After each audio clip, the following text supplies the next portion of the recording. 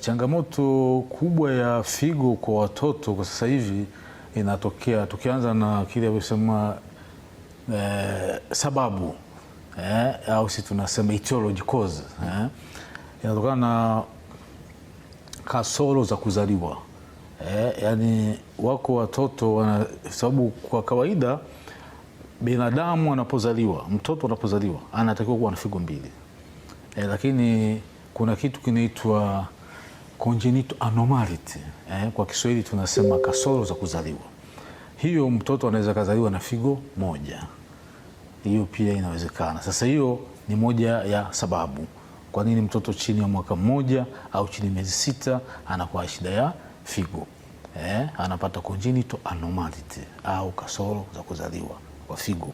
Lakini pia mtoto huyu anaweza akazaliwa na figo zote mbili lakini zikawa ndogo, pia tofauti na ile size, yani ukubwa wa kawaida unatakiwa normal size tunasema.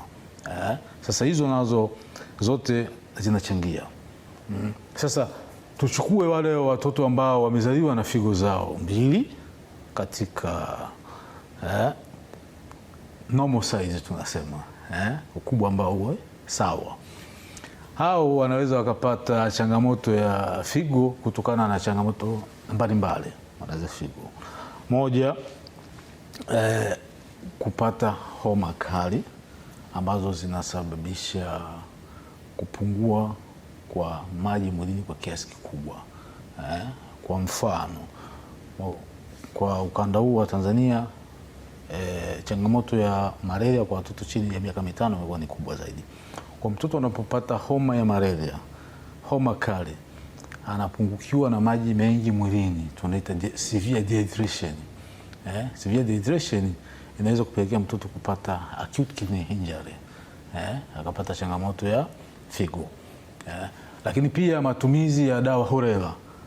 Tunaona kwa vijijini, mama mtoto ameumwa, kuna dawa za kienyeji, au tu ameenda duka la dawa, anaomba Panadol, naomba hiki, kwa ananunua tu dawa bila kupata maelekezo ya mtaalamu au daktari.